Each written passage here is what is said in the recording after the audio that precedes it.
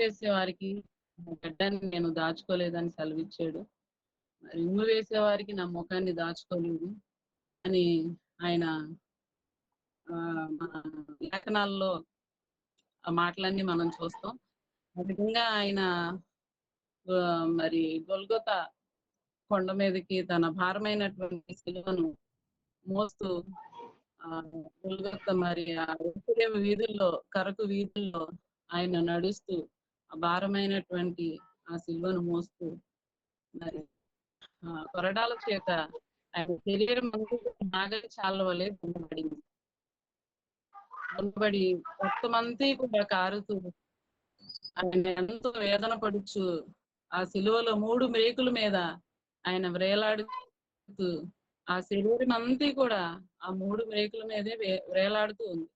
అంత వేదనలో, అంత బాధలో ఉండి కూడా ఆయన మర్చిపోయి ఆయన దేవుడై కూడా తన తల్లి యెడల తన బాధ్యతను ఆయన విస్మరించలేదు. మనకి ఏదైనా శరీరంలో చిన్న బలహీనత వస్తే ఆ బలహీనతను బట్టి ఒకరితో మాట్లాడాలన్నా గానీ మాట్లాడాలంటే మనకి ఎంతో బాధగా అనిపిస్తది. కానీ ఆయన ఎంతో వేదన పొందుతూ కూడా ఊపిరి పీల్చుకోవడానికి కూడా ఆయనకి చాలా భారంగా ఉన్నటువంటి పరిస్థితి. ఎందుకంటే ఆయన శరీరం అంతా కూడా నలగొట్టబడింది, దున్నబడింది. రక్తం అంతా కూడా తన దేహంలో ఉన్న రక్తం అంతా కూడా మరి ఆయన ఒలకబోసి ఉన్నాడు. ఆ స్థితిలో కూడా మరి ఆయన దేవుడై ఉండి మరి తన తల్లి బాధ్యతను ఆయన మరవలేదు. మరి సృష్టికర్త దేవుడు సర్వ సృష్టిని పోషించే పోషణకర్తగా ఉండి తన తల్లికి తల్లికి తన కుమారుడు గనక తన బాధ్యతను నిర్వర్తిస్తున్నాడు. అనగా తన స్థానంలో ఉండగలిగిన సంరక్షకుని ఆయన ఇస్తున్నాడు. ఆ 3వ మాటలో మనం చూస్తాము. శరీర బంధాన్ని ఆయన మర్చిపోలేదు దేవుడైంది కూడా. తన తల్లికి కావాల్సినవన్నీ అనుగ్రహించడానికి తన బాధ్యతను, భారాన్ని వహించడానికి యోహాన్ని కుమారునిగా తల్లికి అక్కడ అప్పగిస్తున్నాడు. అదే విధంగా ధర్మశాస్త్రాన్ని ఆయన నెరవేరుస్తున్నాడు. నిర్గమకాండము 20వ అధ్యాయము 12వ వచనం మనం చూసినట్లయితే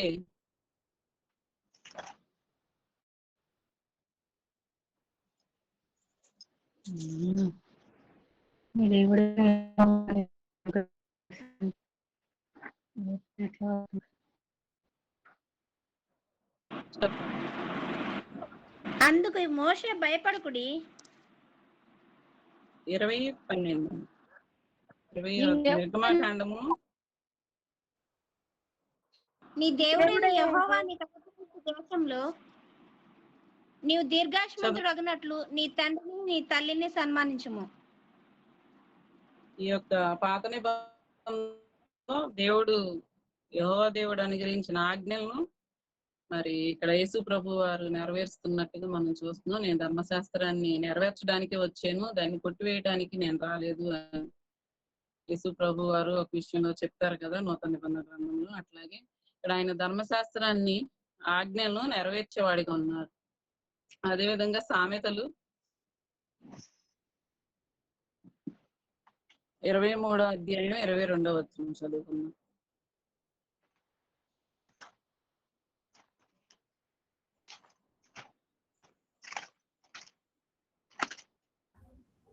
నిన్ను కనిన నీ తండ్రి చెప్పండి. ఉపదేశం అంగీకరించు. నీ తల్లి ముదిమియందు ఆమెను నిర్లక్ష్యము చేయకము. ఈ వాక్యాన్ని మరి ఆయన నెరవేరుస్తున్నారు.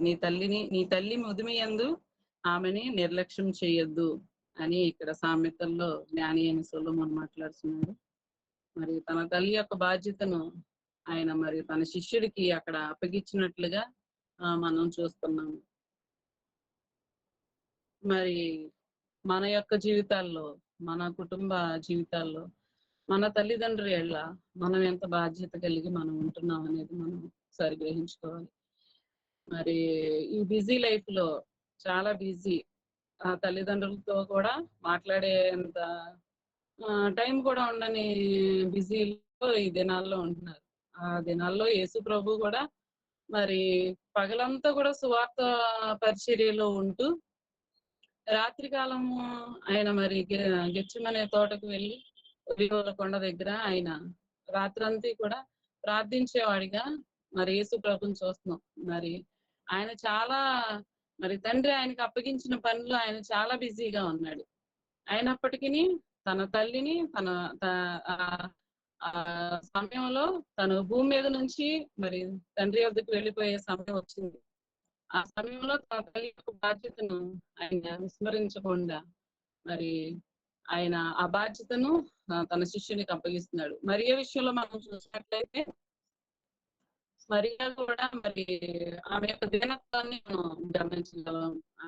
అంటే యేసు ప్రభు వారి గురించి మరియా యొక్క ఆమెలో మనం నేర్చుకోవాల్సినవి, మరి యోహాను విషయంలో మనం నేర్చుకోవాల్సినవి మనం ఒకసారి పరిశీలన చూద్దాము వాక్యంలో. అయితే మరియా ఆయన అనేకులు మరి ఆ సమయంలో మరి కన్య గర్భవతి కుమారుని కనింది అని మరి ప్రవచనం ఉందిగా, దాన్ని బట్టి మరి అయితే మరి ప్రభు దేవుడి నేను గర్భాన్ని ధరించానని తను ఎక్కడ అతిశయించినట్లుగా కానీ గర్భాన్ని చూపించినట్లుగా కానీ మనం చూడం. ఎంతో దీనికాలుగా ఉంది. నువ్వు గర్భవతి కుమారుని కంటావు అన్నప్పుడు ప్రభు దాసురాలను నీ మాట చొప్పున నాకు జరుగును గాక అని మరి అద్భుతంగా చెప్పడం చెప్పుద్ది లోక సువార్తలు. మరి అక్కడ తన దీనత్వాన్ని మనం చూస్తాం, తన తగ్గింపు స్వభావం చూస్తూ ఎన్నో అవమానాలు నిందలు వస్తాయి అని తెలుసు. అయినప్పటికీ వాటన్నిటిని దేవుని కొరకు అవేమి లెక్క చేయకుండా ఆమె యొక్క భక్తి జీవితం, దేవుని యందు కలిగిన భక్తిని మనం చూడగలుగుతాం. అయితే ఎవడు దీనుడై నలిగిన హృదయం గలవాడై నా యందు లక్ష్యముంచును వాణ్ణి నేను ఆయన దేవుడు చెప్పినట్లు నలిగిన హృదయం గలవాడే ఎవరైతే వణుకుతుంటాడో వాణ్ణి నేను దృష్టి ఉంచుతానని దేవుడు చెప్పినట్లుగా మరి దేవుడు అక్కడ ఆమె యొక్క దీనత్వాన్ని బట్టి ఆమెను ఎన్నుకున్నట్టుగా మనకి ఎన్నుకున్నాడు ఆమె యొక్క దీనత్వాన్ని బట్టి. తల్లిగా మరి ఆయన వేదనను చూసి మరి మరియా ఎంతగానో తల్లడిల్లిపోయి ఉంటది. మన బిడ్డలకి ఏదైనా చిన్న గాయమైన, ఏదైనా కొంచెం బాధ కలిగిన, అనారోగ్యం కలిగిన బిడ్డల మరి తల్లిదండ్రులుగా మనం ఎంతో మరి కృంగిపోతూ ఉంటాం. మరి ఆయన ఎంతో శ్రమను అనుభవిస్తున్నప్పుడు ఆ శ్రమను చూసి తల్లిగా మరియా ఎంతో తల్లడిల్లిపోయి ఉంటది. ఆ సమయంలో తనలో తాను ఆ బాధను నిశ్శబ్దంగా భరిస్తూ ఉంది. ఆ శిలువ యొద్ద అక్కడ కుమారుని పట్ల ఆమెకున్న ప్రేమ మనకు కనపడుతుంది. అదే విధంగా యోహాను చూసినట్లయితే యోహానుకి మరి తన బాధ్యతను అప్పగించాడు. మరి యోహాను తాను ప్రేమించినటువంటి శిష్యుడిగా, యేసు ప్రభు ప్రేమించిన శిష్యుడిగా యోహాను మనకు కనపడుతున్నాడు. అదే విధంగా ఆయన రొమ్మున ఆనుకునే వాడిగా కూడా యోహాను మనకు కనబడుతున్నాడు. అదే విధంగా ప్రకటన గ్రంథాన్ని మరి జరగబోయే విషయాలు మరి పద్మాసు దీపంలో ప్రవాసిగా ఉండి ఆ భవిష్యత్తు విషయాలన్నిటినీ వ్రాయటానికి మరి యోహాన్ని దేవుడు ఎన్నుకున్నాడు. మరి ఆ పద్మాసు దీపంలో ఆయన పరవాసిగా ఉన్నప్పుడు మరి జరగబోయే వీటన్నిటినీ రాశాడు. మరి ఆ యొక్క మరి గ్రంథం సర్వ సృష్టికి కూడా మరి ఆయన వాక్యం మరి వెల్లడి అవ్వటానికి మరి దేవుడు ఆయన్ని ఉపయోగించుకున్నాడు. ఇక్కడ మంచి శిష్యుడిగా మనకు కనబడుతున్నాడు. ఆ సమయమందు ఇక్కడ వాక్యం మరొకసారి యోహాను సువార్త 19వ అధ్యాయం ఆ వచనాన్ని మరొకసారి చదువుకుందాం. యేసు తన తల్లియు తాను ప్రేమించిన శిష్యుడును దగ్గర నిల్చుండట చూచి, అమ్మా ఇదిగో నీ కుమారుడు అని తన తల్లితో చెప్పెను. తరువాత శిష్యుని చూచి, ఇదిగో నీ తల్లి అని చెప్పెను. ఆ గడియ నుండి ఆ శిష్యుడు తన ఇంట చేర్చుకొనెను. ఆ గడియ నుండి అతడు మరి ఆమెను చేర్చుకొనెను అని దేవుని వాక్యంలో రాసి ఉంది కదా. అయితే మరి అక్కడ ఆ సమయంలో శిష్యులందరూ కూడా యేసు ప్రభు వారిని విడిచి వెళ్ళిపోతారు. యోహానైతే మరి ఆయనతో కూడా ఉన్నట్లుగా మనం చూస్తాం, ఆయన విడిచిపెట్టలేదు. మరి యేసు ప్రభు కొరకు ఎవరైతే వారి ప్రాణాలను పోగొట్టుకుంటారో వారి ప్రాణాలను ఆయన మరి దక్కించుకుంటాడు అనే వాక్యం కూడా ఉంది. అట్లాగే ఆయన తన ప్రాణాన్ని లెక్క చేయకోకుండా యోహాను మరి ఆ రోజు అందరూ వెళ్ళిపోయిన శిష్యులు, యోహాను మాత్రం ఆ సిలువ యొద్దే యేసు ప్రభు వారి దగ్గరే నింపుకున్నాడు. మరి మనమైతే ఎవరినన్నా యేసు ప్రభు చెప్పాడు, ఇదిగో నీ కుమారుడు, ఇదిగో నీ తల్లి అని చెప్పినప్పుడు తను వెంటనే మరి ఆ మరియను, తన తల్లి అయిన మరియను చేర్చుకున్నాడు తన ఎంట.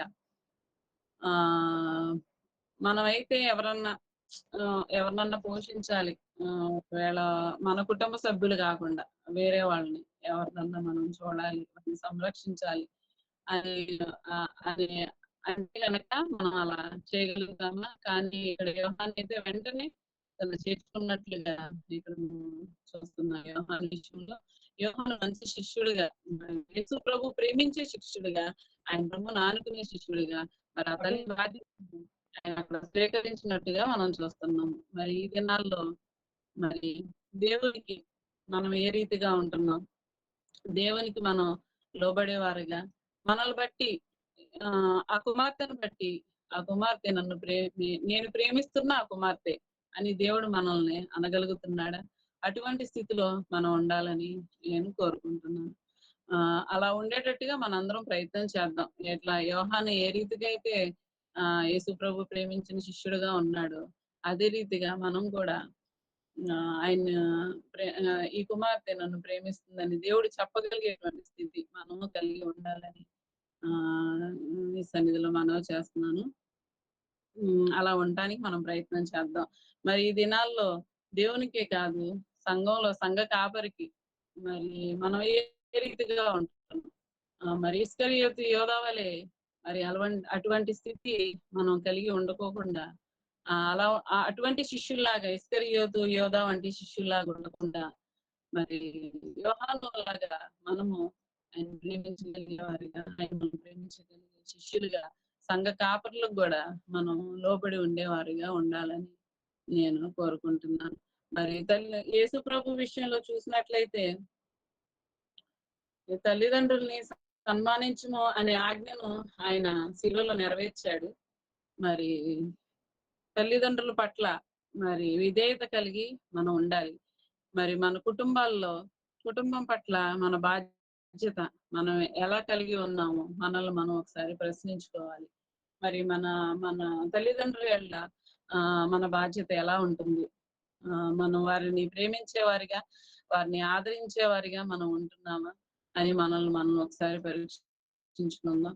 ఒక్కొక్కసారి నా విషయానికి వస్తే మా అమ్మ ఫోన్ చేస్తా ఉంటది. ఫోన్ చేసినప్పుడు ఒక్కొక్కసారి నేను స్టిచ్చింగ్ చేస్తా, ఇంటి పనులు, ఇంకా అటు చర్చికి వెళ్తా. ఒక్కొక్కసారి కొంచెం మా అమ్మని విసుక్కుంటా ఉంటా. ఏంటమ్మా నీకేం పని లేదు, మాకేం పని లేదు అనుకున్నావా, పద్దాకి ఫోన్ చేస్తా ఉంటావు అని ఒక్కొక్కసారి విసుక్కుంటా ఉంటా. కానీ మళ్ళీ ఒక్కోసారి అనిపించింది, తాను ఉన్నంత వరకే కదా మనల్ని యోగక్షేమాలు తల్లి కాబట్టి మన యోగక్షేమాలు తెలుసుకుంటుంది అని మనం ఒక్కొక్కసారి నేను అనుకుంటా ఉంటా. అలాగే మన తల్లిదండ్రుల విషయంలో మనం వెళ్ళినప్పుడు కూడా మరి యేసు ప్రభు మనకు మాదిరి చూపించాడు. ఆయన అన్ని విషయాల్లో ఆయన దేవుడై ఉండి మనిషిగా ఈ లోకానికి వచ్చి అన్ని విషయాల్లో ప్రాక్టికల్ గా ఆయన మనం ఎలా జీవించాలి అనేది మనకి అన్ని చూపించాడు. ఆయన అడుగుజాడల్లో, ఆయన మార్గాల్లో, ఆయన వదిలి వెళ్ళిన అడుగుజాడల్లో మనం కూడా నడుచుకోవాలి. మరి ఆయన తల్లి విషయంలో ఎంత బాధ్యతగా ఉన్నాడో మనం కూడా మన తల్లిదండ్రుల అదే బాధ్యతను కలిగి మనం ఉండాలి. మరి మన పిల్లల విషయంలో తల్లిదండ్రుల బాధ్యత. మరి పిల్లల విషయంలో మరి మరి ఒక మరి కుమార్తె విషయంలో కుమారుల విషయంలో తల్లిదండ్రుల బాధ్యత. మరి తల్లిదండ్రులు ఎలా పిల్లలకు ఉన్న బాధ్యత. మన కుటుంబాల్లో మనం ఏ రీతిగా మనం మనకు దేవుడు అప్పగించినటువంటి మన విధులను మనం ఎంతవరకు నిర్వర్తిస్తున్నాం అనేది మరొకసారి ఈ సిలువలో పలికినటువంటి 3వ మాటను బట్టి దేవుడు మరొకసారి మనలను మరలా మన మన బంధాలలో మనం ఎంతవరకు మనం ప్రేమ కలిగి ఉంటున్నాం ఒకరి ఎడల ఒకరు. మనకు దేవుడు మన కుటుంబ బంధాల్లో, మనకి ఇచ్చిన బంధాల్లో మనం ఎంతవరకు మనం దాన్ని న్యాయం చేస్తున్నాము అనేది మనం ఈ రాత్రికాల సమయంలో ఒకసారి మనం పరిశీలన చేసుకుందాం. సిలువలో ఆయన ఎంతో వేదన పడుతూ తన తల్లి ఎడల ఎంతో బాధ్యత కలిగి ఉన్నాడు. మరి వృద్ధాప్యంలో ఉన్న తల్లిదండ్రుల ఎడల పిల్లలముగా మరి మనం కూడా ఎంతవరకు మనం బాధ్యత కలిగి ఉంటున్నాం. వారి యోగక్షేమాలు మనం ఎంతవరకు మరి చూస్తున్నాము. వృద్ధాప్యమందు మరి ఎంతో మంది వారి తల్లిదండ్రుల అనాథాశ్రమంలోను మరి అట్లా వృద్ధాశ్రమంలోను పెట్టేస్తూ మరి చిన్నప్పటి నుంచి తల్లిదండ్రులు ఎంతో పిల్లలకి ఎంతో వాళ్ళకి ఉన్నా లేకపోయినా వాళ్ళకి వాళ్ళ జీవితాలను సాక్రిఫైస్ చేసి బిడ్డల్ని ఎంతో ఉన్నతంగా పెంచాలని తల్లిదండ్రులుగా ప్రతి ఒక్కరూ కోరుకుంటారు. మరి అంతగా వారికి మంచి భవిష్యత్తు ఇవ్వాలని, బిడ్డలకు మంచి భవిష్యత్తు ఇవ్వాలని తల్లిదండ్రులు ఎంతో కోరుకుంటారు. మరి అంత చేసిన మరి తల్లిదండ్రులు వృద్ధాప్యం వచ్చినప్పుడు మరి పిల్లలు వారి బాగుబోగులు పట్టించుకునే వారిగా ఉండాలి. నిజంగా ఈ దినాల్లో చూస్తే ఎంతో మంది మరి ధనవంతులు ఉన్నారు, చాలా ఆస్తి కలిగిన వారు ఉన్నారు, పిల్లలను కలిగిన వారిగా ఉన్నారు. అయినప్పటికీ వారి పిల్లలు ఆ తల్లిదండ్రులను సంరక్షించలేని స్థితిలో ఉండేవారిగా చాలా మందిని కళ్ళ ముందు చూస్తున్నా ఈ దినాల్లో. ఎవరు బిజీ లైఫ్ వాళ్ళది అయిపోయి, ఎవరి స్వార్థం వాళ్ళది అయిపోయి తల్లిదండ్రులను విస్మరించే వారిగా ఎంతో మంది దినాల్లో మనం చూస్తున్నాం. దేవుని నమ్మిన బిడ్డలుగా మనం, ఆయన నామాన్ని ధరించిన మనం, ఆయన చెప్పినట్టు ప్రతి విషయంలో కూడా మనం నడుచుకోవాలి. ఆయన ఏదైతే మనల్ని ఆజ్ఞాపించాడో, ఏదైతే మనల్ని మన ఈ లోకంలో ఏ విధంగా నడుచుకోవాలో అన్ని విషయాల్లో కూడా, ఈ మన తల్లిదండ్రుల విషయంలోనే కాదు, మరి ప్రతి ఒక్క విషయంలో, మన పవిత్రత విషయంలో, మన ఆత్మీయ జీవితంలో, మన యథార్థతలో, అన్ని విషయాల్లో కూడా ఆయనకి నమ్మకస్తులుగా మనం జీవిస్తూ, ఆయన ఎంత పరిశుద్ధుడిగా ఎంత పవిత్రుడిగా ఈ లోకంలో జీవించాడో అదే పరిశుద్ధతను మనము కలిగి ఆయన అడుగుజాడల్లో మనం నడవాలని మరి మీ అందరినీ కోరుకుంటున్నాం. మనం ఎన్నో వాక్యాలు వింటున్నాం. ప్రతి దినము, ప్రతి వారము సంఘాలు, సేవకులు ఎంతగానో బోధిస్తూ ఉంటున్నారు. ఎంతగానో మరి మన ఆత్మీయ జీవితం కొరకు, మన ఎదుగుదల కొరకు వారు ఎన్నో విషయాలు మనకు బోధిస్తూ, మరి వాక్యంలో ఉన్నటువంటి ప్రతి మంచి విషయాలు మనకు తెలియచేస్తూ మరి సరైన మార్గంలో మనల్ని నడిపించాలని మరి దేవుడు కోరుకుంటున్నాడు. దేవుని తర్వాత సంఘ కాపర్లుగా, మరి సేవకులుగా, మరి ఎంతో మంది నమ్మకమైన సేవకులు మరి మనకున్నారు. అయితే వారు చెప్పినట్లుగా మనం వారి యొక్క బోధలు ఎంతవరకు మనం నడుచుకుంటున్నాం, ఎంతవరకు ఆ వాక్యాలను మన జీవితాల్లో మనం అప్లై చేసుకుంటున్నాం, విని వదిలేసే వారిగా మనం ఉండకుండా అన్ని విషయాల్లో కూడా మరి ఆ వాక్యానుసారంగా నడుచుకుంటూ మనం ఆ నిత్యత్వంలో చేరటానికే కదా మన ప్రయాస అంతా కూడా. ఈ లోకంలో మనం చేసే ఆరాధనలు గాని, మనం పాడే పాటలు గాని, మనం చేసే ప్రార్థనలు గాని ప్రతిదీ కూడా మరి ఆయనకి ఇష్టమైనదిగా ఉండాలి. అలా లేనప్పుడు ఏదో మనం వెళ్ళేమో ఆచారంగా, అలవాటుగా మనం వెళ్ళి ఆరాధన చేసేస్తే ఆరాధన దేవునికి ఇష్టమైనదిగా ఉండదు. అది నాకు అసహ్యం అని అంటున్నాడు దేవుడు. అటువంటి అసహ్యమైన జీవితాలు, అలా కంపు కొట్టే జీవితాలతో మనం దేవుని సన్నిధికి వెళ్ళకూడదు. పరిశుద్ధత కలిగి అన్ని విషయాల్లో దేవునికి యథార్థంగా నడుచుకుంటూ మనం ఆయన్ని మహిమపరిచే వారంగా, దేవుడు మరి భూలోకానికి వచ్చి మరి తండ్రిని నువ్వు నాకు అప్పగించిన పని భూమి మీద నేను చేసి నీ నామాన్ని మహిమపరిచాను అని దేవుడు ఎంతో గర్వంగా చెప్తున్నాడు. మనం కూడా దేవుడు మనకు అప్పగించిన పనిని అదే నమ్మకంగా మనం చేయాలి. అంతే నమ్మకంగా, అంతే గర్వంగా మనం ఆయన సింహాసనం ఎదుట మనం నిలబడాలి. అందుకు మనం అట్టి రీతిగా మనం అందరం కూడా నడుచుకుందాము.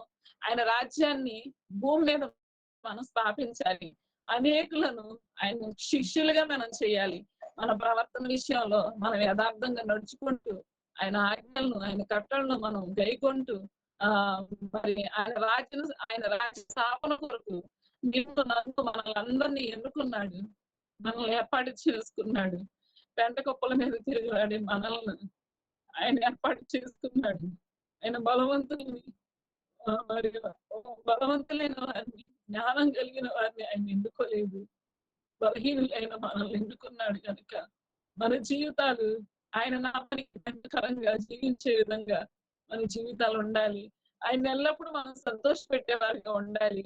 ఆయన ఆయన ఏ రీతిగా మరి ఆయన తండ్రి అప్పగించిన పని సమస్తాన్ని కూడా ఆయన అన్నిటినీ ఎలా నెరవేర్చాడో మనం కూడా ఆయన మనకి ఏదైతే ఆజ్ఞాపించాడో వాటన్నిటిని మనం చేస్తూ మన కుటుంబ విషయాల్లో మనం మన బాధ్యతలు మనం సక్రమంగా నిర్వర్తించే వారంగా మరి మనం అందరం ఉండాలని కోరుకుంటూ మరి చిన్న కొద్ది మాటలు దేవుడు దీవించును గాక.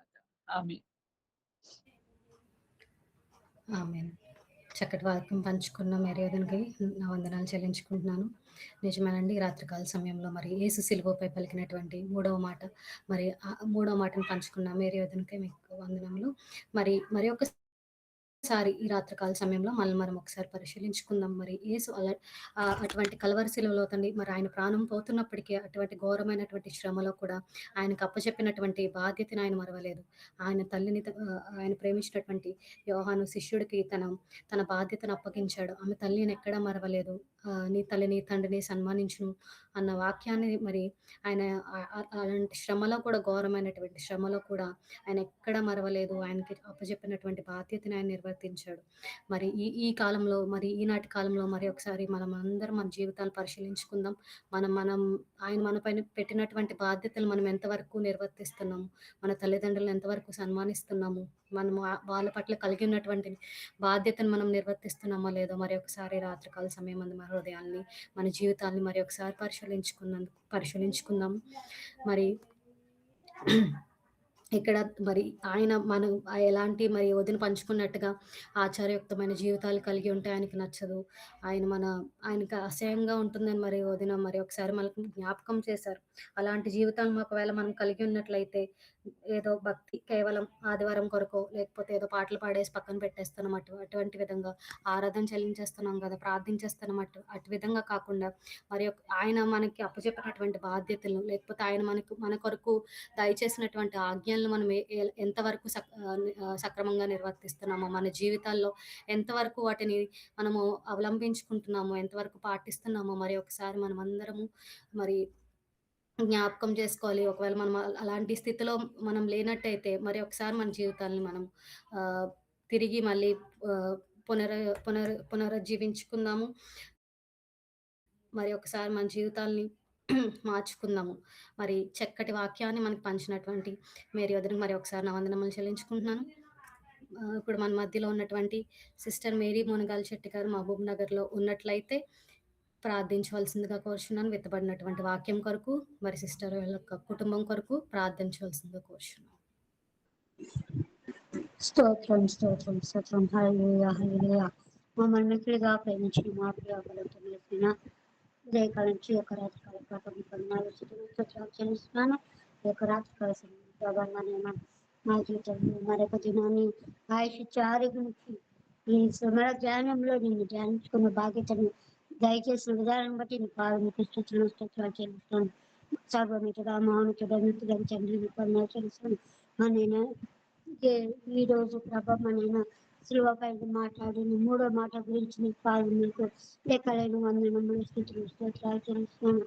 మనైనా అక్కడ ఉన్నటువంటి నీవు ఏర్పరచుకున్న శిష్యుల్లో ప్రభావమైన ప్రియుడైన యోహాను ప్రభావమైన అతను మాత్రమే సులభమైన చివరి వరకు నీతో పాటు ఉన్నాడు ప్రభా. తెలుసు ఎంతగానో నీ వేదనతో పడినప్పుడు ప్రభా ఆయన నిన్ను వదిలిపెట్టి వెళ్ళిపోలేదు ప్రభా. నీ పాదలకు స్తోత్రం ప్రభా. మనైనా ఈ యొక్క మానవ రీతిలో ప్రభా మనైనా ఆ బిడ్డ ఉన్నప్పటికీ ప్రభా మనైనా ఆ బిడ్డ నీవు నీ యొక్క మనైనా నీవు తల్లిని తండ్రిని సన్మానించమన్నావు ప్రభా. అదే విధంగా ప్రభు మనైనా ఆ బిడ్డ ఆ యొక్క ఆజ్ఞని మర్చిపోకుండా ఈ యొక్క తను వెళ్ళిపోయే స్థితిలో ఉన్నప్పటికీ కూడా ఆ బిడ్డను మనైనా తల్లికి మరియమ్మకు అప్పగించి ఉన్నాడు. అప్పటి నుండి ప్రభా ఆ బిడ్డ తన యొక్క ఇంటిలో చేర్చుకున్నాడు. విన్నాం ప్రభా. నీకు వదనాలు తెలుసు ప్రభా. మనైనా యోహాను మాదిరిగా మేము ఉండుటకు నీకు సహాయం దయచేయండి. నేను పాదములకు స్తుతులు స్తోత్రాలు చెల్లిస్తున్నాను. మనైనా నువ్వు దేవుడై అయినప్పటికీ కూడా నువ్వు మానవ రీతిలో ఉన్నప్పటికీ ప్రభా మనైనా 30 సంవత్సరంలో ఈ యొక్క తల్లిదండ్రుల సేవలో మనైనా ఆర్థికంగా మనైనా ఎంతగానో సహాయపడిన ప్రభాని పనులు తెలుసు. శిలువ మానమైన ఉన్నప్పటికీ కూడా నువ్వు ఆ యొక్క బాధ్యతను మర్చిపోకుండా నిర్వర్తించిన నీకు వందనాలు స్తుతులు తెలుసు. మమ్మల్ని మేము పరీక్ష చేసుకొని ఆ యొక్క యోహాను మాదిరిగా మనైనా ఈ రోజుల్లో ప్రభు ఎంతో మంది తల్లిదండ్రులను వృద్ధాపంలో ఉంచి ఉన్నప్పటికీ మనైనా వృద్ధాశ్రమంలో వదిలిపెడతా ఉంటున్నారు. మనైనా ఆ విధంగా కాకుండా మేము యోహాను వలె మేము తల్లిదండ్రులను ప్రేమించే బాధ్యతను మాకు అందరికీ దయచేసిన నీకు వందనాలు చెల్లిస్తూ యేసు నామమున అడుగుతున్నాం తండ్రి. ఆమేన్. థాంక్యూ.